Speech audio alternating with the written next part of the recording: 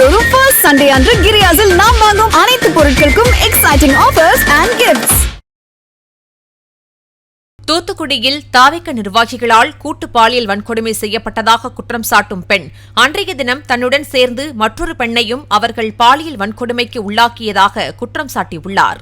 தாவேக நிர்வாகிகளான ஜெயபால், பாலமுருகன் ஆகியோர் அப்பெண்ணுக்கு வேலை வாங்கி தருவதாக காரில் அழைத்துச் சென்று குளிர்பானத்தில் மயக்க மருந்து கலந்து கொடுத்து கூட்டு பாலியல் வன்கொடுமை செய்ததாக கைது செய்யப்பட்டனர்.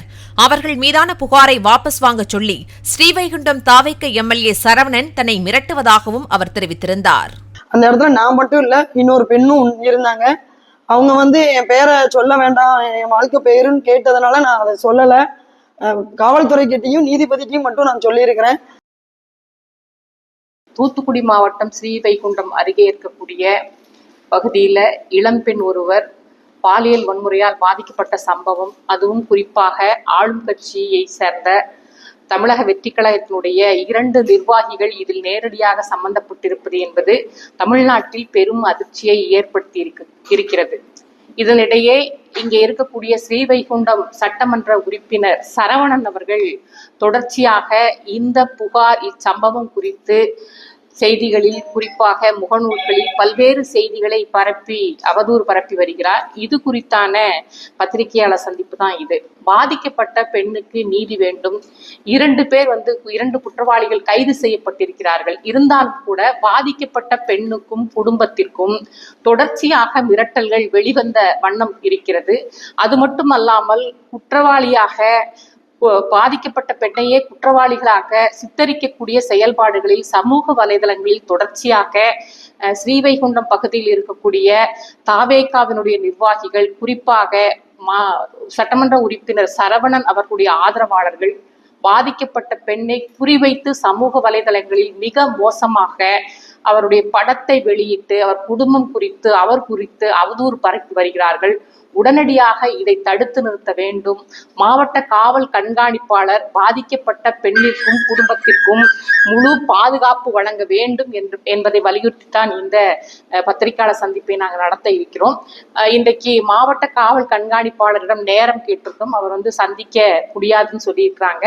அனைத்து இந்திய ஜனநாயக மாதர் சங்கத்தின் சார்பாக நேரடியாக சென்று இந்த பெண்ணிற்கு பாதுகாப்பு வேண்டும் என்ற மனுவை கொடுக்க உள்ளோம். தமிழ்நாட்டில் காவல்துறையை கையிலே வைத்திருக்கக்கூடிய முதலமைச்சர் விஜய் அவர்கள் உடனடியாக இச்சம்பவத்தின் மீது உரிய நடவடிக்கை எடுக்க வேண்டும். பாதிக்கப்பட்ட பெண் விஜய் அவர்களுடைய தீவிர ரசிகர்.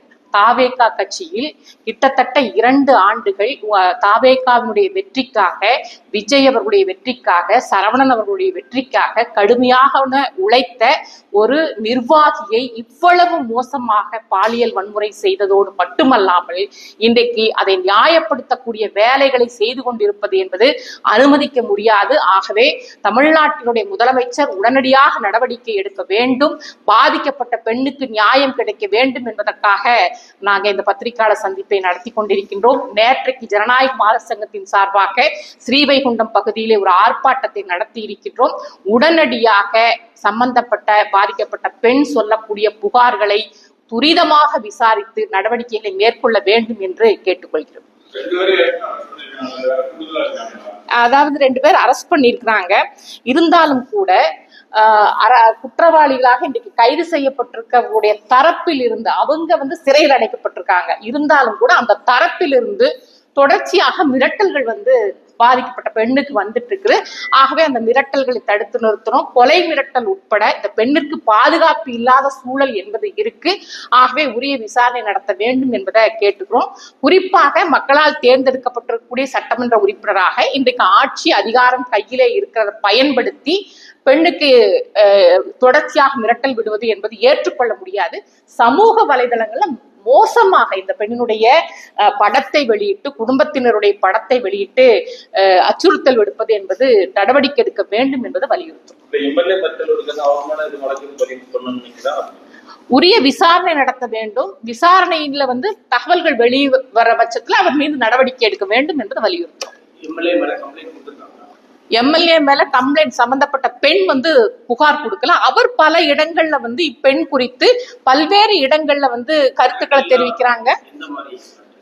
இந்த புகாரை வாபஸ் வாங்கணும் அப்படிங்கிற மாதிரியான மிரட்டல்கள் தொடர்ச்சியாக அவர் தரப்பில் இருந்து மிரட்டல்கள் என்பது வந்துட்டு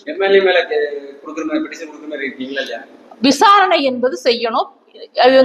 இவங்களை கூப்பிட்டு விசாரணை என்பது செய்ததின் அடிப்படையில அவர் மீது நடவடிக்கை எடுக்கணும். அது சம்பந்தப்பட்ட காவல் நிலையத்துல விசாரிக்கிற போது அவங்க கொடுப்பாங்க. எஸ்பி வந்து பாக்குறதுக்கு எங்களுக்கு அனுமதி நேரம் என்பது கொடுக்கப்படவில்லை. எஸ்பி பாக்குறதுக்கு முயற்சி பண்ணிட்டு நேரமின்மை இன்னைக்கு கேட்டிருந்தோம், அவர் வந்து நேரம் ஒதுக்கல. தொடர்ச்சியா இதே மாதிரி சம்பவம் வந்து ஸ்ரீவைகுண்டம் மட்டும் இல்ல, தமிழகம் ஃபுல்லாவே நடந்துகிட்டு இருக்கு. இந்த பாலியல் சம்பவங்கள் மற்றும் தமிழக வெற்றி கழக நிர்வாகிகள் நிறைய இடங்களில் ஈடுபடுறது, இதை பத்தி தமிழ்நாடு முழுவதும் பெண்கள் குழந்தைகள் மீதான வன்முறை இந்த ஒரு மாதத்தில் மிக அதிகமாக நடந்து கொண்டிருக்கிறது.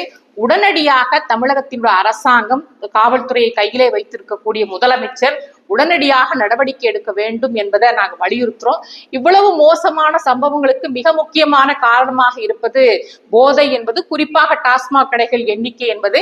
ஆட்சிக்கு வந்தவுடன் 717 டாஸ்மாக் கடைகளை மூடுவதாக அரசு உத்தரவிட்டது. இன்றைக்கு பல இடங்களில் மூடப்பட்ட டாஸ்மாக் கடைகள் திறந்திருப்பதாக பத்திரிகைகளில் செய்திகள் என்பது வருது. ஆகவே போதை என்பதை தடுத்து நிறுத்தணும், பெண்கள் குழந்தைகள் மீதான வன்முறைக்கு முடிவு கட்டணுங்கிறத கேட்டுக்கிறோம். இப்ப கூட 1 மணி நேரத்துக்கு முன்பு திருச்சியில 13 வயது சிறுமி வந்து பாலியல் பலாத்காரத்துக்கு உள்ளாக்கப்பட்டிருக்கிறார். 7 சிறார்கள் வந்து கைது செய்யப்பட்டதாக வந்து பத்திரிகைகள்ல வந்து செய்திகள் வருது. இது வந்து சொல்ல முடியாத அளவுக்கு தமிழ்நாட்டுல குழந்தைகள் மீதான வன்முறை என்பது அதிகரிச்சுட்டு வரத கவலையோடு பார்க்கிறோம். இதே கவலையோடு தமிழ்நாட்டினுடைய முதலமைச்சர் இந்த பிரச்சனைகளை அணுக வேண்டும் என்பதை தெரிவிக்கிறோம்.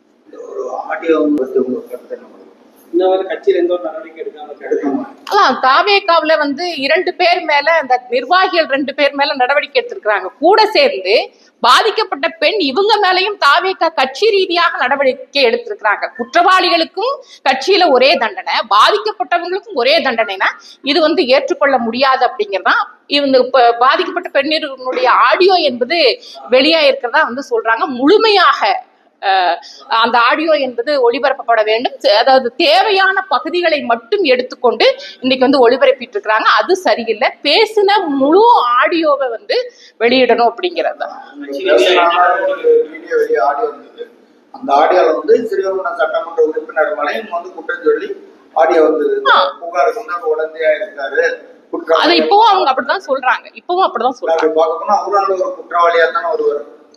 இந்த புகார் மீது காவல்துறை உரிய விசாரணை நடத்துகிற போது சட்டமன்ற உறுப்பினர் மீதும் நடவடிக்கை எடுக்க வேண்டியது வரும் நிச்சயமாக. ஏன்னா சட்டமன்ற உறுப்பினருடைய பெயரை சொல்லித்தான் இந்த 2 பேரும் இவங்க வந்து கூப்பிட்டு போயிருக்கிறாங்க ராமநாதபுரத்துக்கு.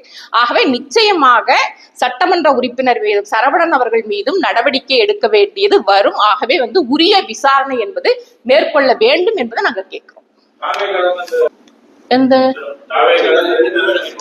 அந்த 2 பேர் ஜெயபால், பாலமுருகன் 2 பேர் மேலையும் கட்சியிலிருந்து நீக்கினதா நடவடிக்கை எடுத்திருக்கிறாங்க. இந்த பெண்ணின் மீதும் இவரையும் கட்சியிலிருந்து நீக்கி நடவடிக்கை எடுத்திருக்கிறாங்க. குற்றவாளிகளுக்கு வந்து நீங்க வந்து குற்றம் செய்தவரை நீக்கிறது கரெக்ட். ஆனா பாதிக்கப்பட்டிருக்கக்கூடிய பெண் மீதும் கட்சி ரீதியாக நடவடிக்கை எடுப்பது என்பது எப்படி சரியாக இருக்கும்? ஒரு கட்சியில் அது தவறு இல்லையா? மாதந்தோறும் ஃபர்ஸ்ட் சண்டே அன்று கிரியாஸில் நாம் வாங்கும் அனைத்து பொருட்களுக்கும் exciting offers and gifts. Play store மற்றும் ஆப் ஸ்டோரில் இருந்து பாலிமர் செயலியை QR கோடு மூலம் பதிவிறக்கம் செய்யுங்கள். செய்திகளை உடனுக்குடன் பெறுங்கள்.